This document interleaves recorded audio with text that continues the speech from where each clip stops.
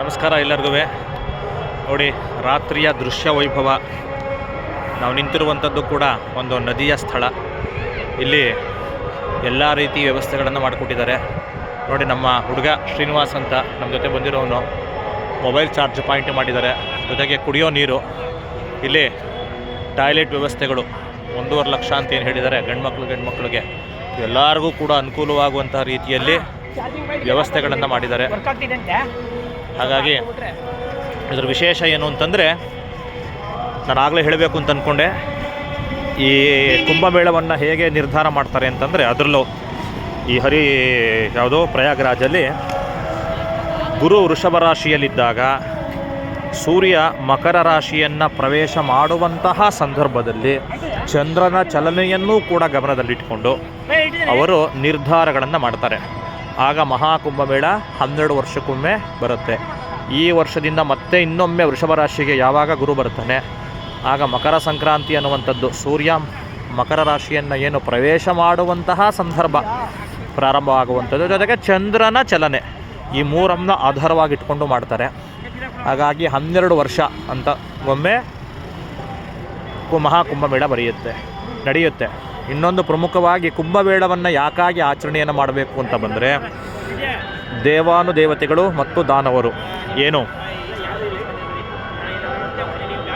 ಅಮೃತವನ್ನು ಪಡ್ಕೊಂಡು ನನಗೆ ಕೊಡಿ ನಮಗೆ ಕೊಡಿ ಅನ್ನುವಂಥ ರೀತಿಯಲ್ಲಿ ಒಬ್ರಿಗೊಬ್ಬರು ತಳ್ಳಾಡಲ್ಪಡ್ತಾ ಇರ್ತಾರೆ.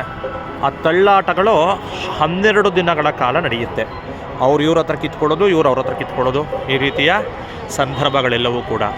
ಹಾಗಾಗಿ ಅದು 12 ದಿನಗಳು ನಡೆಯೋದ್ರಿಂದ ನಮಗೆ 365 ದಿನ, ದೇವಾನುದೇವತೆಗಳಿಗೆ 1 ದಿನ ಅಂತ. ಅಂದರೆ ನಮಗೊಂದು ವರ್ಷ ಆದರೆ ಅವರಿಗೆ 1 ದಿನ ಅಂತ ಲೆಕ್ಕ. ಅವರಿಗೆ 12 ದಿನ ಅಂದಾಗ ನಮಗೆ 12 ವರ್ಷ ಅಂತ.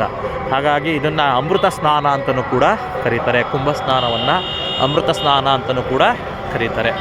ಹಾಗಾಗಿ ಎಲ್ಲ ನೋಡಿ, ರಾತ್ರಿ ಬಹಳ ದೃಶ್ಯ ವೈಭವ. ಇದು ಎಷ್ಟು ಕಿಲೋಮೀಟರ್ ಗಟ್ಟಲೆ ಅವರು ಲೈಟ್ಗಳನ್ನು ಹಾಕಿ ಜನಗಳನ್ನು ಒಂದೇ ಕಡೆ ನಿಲ್ಲೋದಕ್ಕೆ ಅವಕಾಶವನ್ನು ಕೊಟ್ಟಿಲ್ಲ.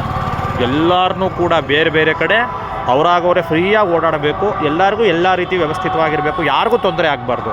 ಆ ರೀತಿ ನೋಡಿ, ಇಲ್ಲಿ ಕಡೆ ಇರೋದೆಲ್ಲವೂ ಕೂಡ ಫುಲ್ಲು ಶೌಚಾಲಯಗಳೇ. ಎಲ್ಲೂ ಯಾರಿಗೂ ತೊಂದರೆ ಆಗದಿರುವಂಥ ರೀತಿಯಲ್ಲಿ 10 ಶೌಚಾಲಯ ಬಾಕ್ಸ್ ಅಥವಾ 15 ಶೌಚಾಲಯ ಬಾಕ್ಸ್ಗೆ ಒಬ್ಬರನ್ನ ನೇಮಕ ಮಾಡಿದ್ದಾರೆ. ಅವ್ರು ಯಾವಾಗಲೂ ನೀರನ್ನ ಹಾಕಿ ಶುಚಿಯನ್ನು ಗೊಳಿಸ್ತಾ ಇರ್ತಾರೆ. ಹಾಗಾಗಿ ಇನ್ನೇನಾದರೂ ಉತ್ತಮವಾದಂಥ ಅಂಶಗಳು ಇನ್ನೂ ಕಂಡು ಬಂದರೆ ಯಾವುದೇ ವಯಸ್ಸಿನವರು ಕೂಡ ಎದುರುಕೊಳ್ಳದೆ ಇಲ್ಲಿಗೆ ಬರ್ಬೋದು. ಈಗೆಲ್ಲ ಖಾಲಿ ಇದೆ. ಶಾಹಿ ಸ್ನಾನದ ದಿನ ಸ್ವಲ್ಪ ಕಷ್ಟ ಆಗುತ್ತೋ ಏನೋ ಗೊತ್ತಿಲ್ಲ, ಆದರೆ ಈಗಂತೂ ಭಾಳ ಅನುಕೂಲಕರವಾಗಿದೆ, ಭಾಳ ವ್ಯವಸ್ಥಿತವಾಗಿ ಮಾಡಿದ್ದಾರೆ. ಆದರೆ ನಡೆಯೋದು ಮಾತ್ರ ಯಾರು ಕೂಡ ತಪ್ಪಿಸಲಿಕ್ಕೆ ಸಾಧ್ಯವೇ ಇಲ್ಲ. ಎಲ್ಲರೂ ನಮ್ಮ ಟೀಮ್ಮೇಟ್ಸು. ಜೈ ಶ್ರೀರಾಮ್, ಹರ ಹರ ಮಹಾದೇವ್, ಸನಾತನ ಧರ್ಮಕ್ಕೆ ಜೈ. ಆಗ್ತಿದೆಯಾ?